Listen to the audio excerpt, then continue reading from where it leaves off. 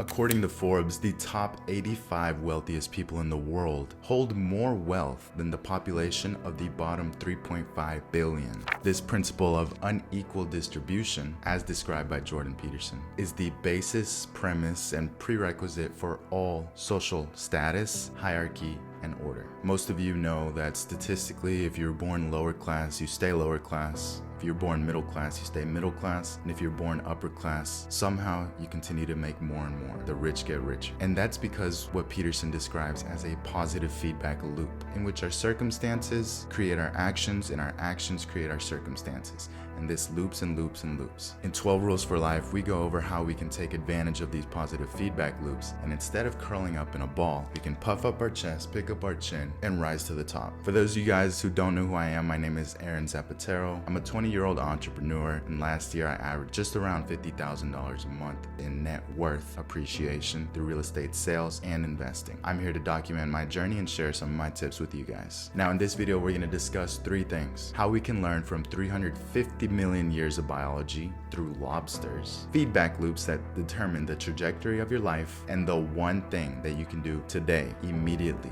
to change your trajectory. So let's look at lobsters. Jordan Peterson loves talking about lobsters, and I want to take a step back and think of nature from an overarching standpoint. If we think about it, in nature, territory matters. Where you live can mean either you survive a harsh winter or you die in that winter. But territory as well as resources are limited, so a dominance hierarchy has to appear. If you catch a few dozen lobsters, you take them all to a new environment, you can actually observe their status-forming rituals and techniques. They begin by first exploring and looking for a base. This goes back into that territory. Everything in nature needs territory. We need territory, birds need territory, wolves, beavers, bears. Everything's about territory and resources. So the lobsters begin their exploration. They're looking for a hiding place to rest and to stay away from predators. But what happens when there's not enough territory for everyone, or when 2 lobsters find territory that they both like? This is what's called an encounter. And so there's 4 stages of encounters, and lobsters just somehow know how to do this. Researchers found that even lobsters in isolation go through these exact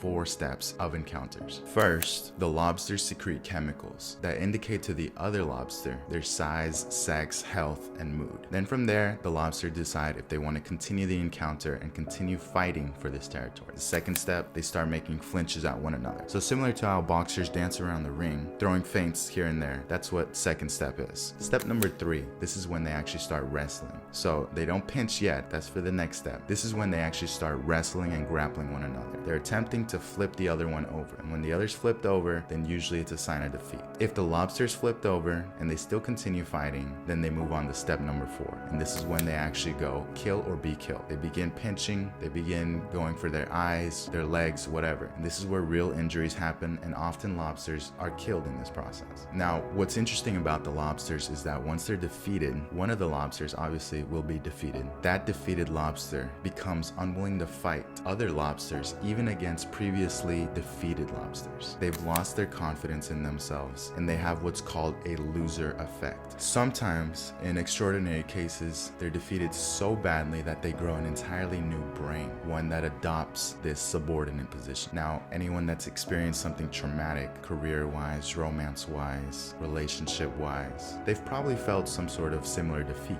and they may feel some sense of resignation. But I know you're asking me, Aaron, what's up with lobsters? So Peterson argues that, like humans, lobsters exist on hierarchies and social order, and they have a nervous system that runs eerily similar to humans. This nervous system, which is the foundation of social hierarchy, runs off of serotonin, a brain chemical that's often associated with the feeling of happiness. The higher up a lobster climbs in its hierarchy, the more serotonin that's flowing through that lobster's blood. And this is similar to humans. Just like in lobsters, with humans, the higher up a human is in its social status and its social ladder, the more serotonin the brain allows to flow through that human. Number 2, feedback loops that determine our life trajectory. So in order to parallel lobsters and humans a bit more, we need to take a step back to first understand something. What we need to determine is how lobsters and humans determine their current social status. To do this, they use what's called a primordial calculator. The primordial calculator works by assessing others' perception of us, how they treat us, how they look at us, how they talk about us, body language, everything, all of the above. Then based off others' perception of ourselves, ourselves. It gives us our understanding of where we lie on this ladder. For simplicity's sake, we can talk about percentages. If you're a top 10% man or woman, this means that you're overwhelmingly successful. You have the best place to live, you have the best foods to eat, you have the best relationships and friendships, you have the most opportunities available to you, people do favors for you, there's limitless opportunities in romance, relationships, everything is available to you. Now on the flip side, if you're on the bottom 10%, if you have nowhere to live,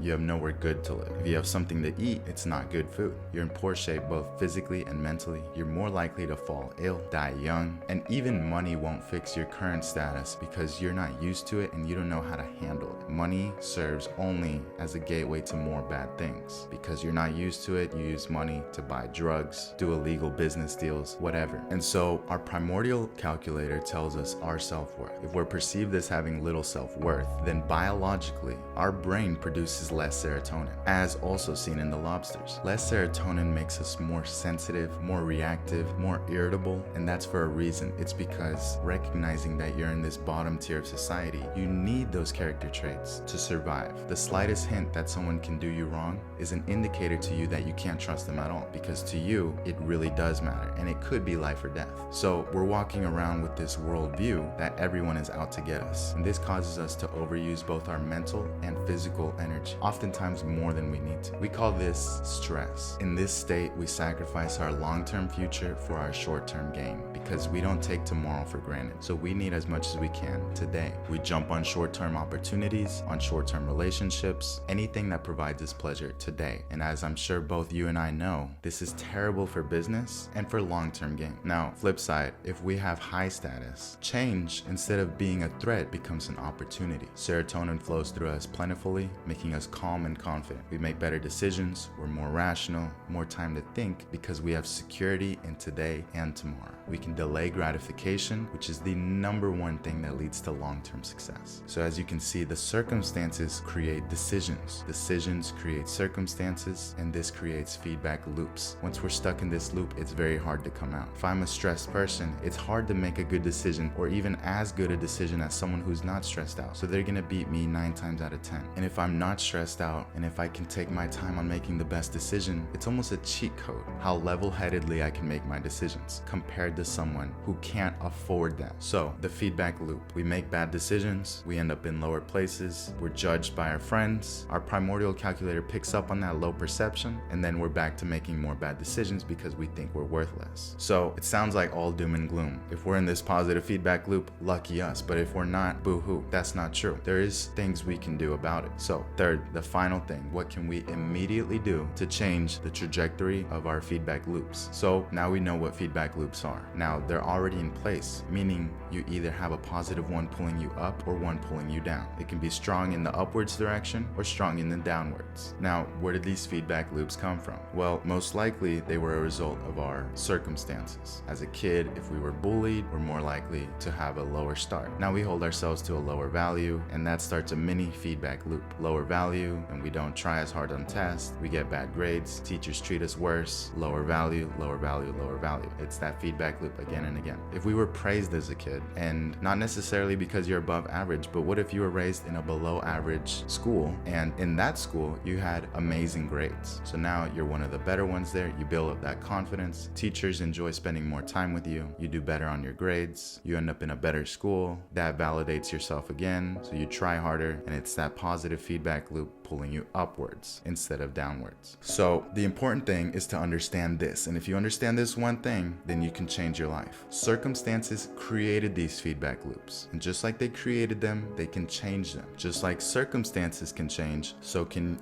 you with these feedback loops. Now, obviously it's not easy to change circumstances, but we can biologically hack these feedback loops, because it's easy to say, okay, well, I'll just move to a nicer city where I feel like I'm worth more, and then maybe I'll start treating myself better and hopefully get that positive feedback loop. No, because first of all, you're going to spend a lot of money, and then second of all, that doesn't even work. It has to be something internal. Now, the prescription that Jordan Peterson gives us is to stand up and fix our posture. So head up, shoulders back, chest up, and he argues that this posture change can change others' perception of us, which, as we know, changes our perception of ourselves. Now, it sounds silly, but there's several research that supports this. For example, many research shows that if you hold a smile for 60 seconds, you will actually report feeling chance of feeling happier. And the same is true with a frown. So how is it that our physical body can cause internal changes? Now, many of you know this is true with working out. Working out, you begin to feel more confident. Additionally, power poses have been studied, and they've actually been shown that 2 minutes of power posing can increase testosterone by 20%,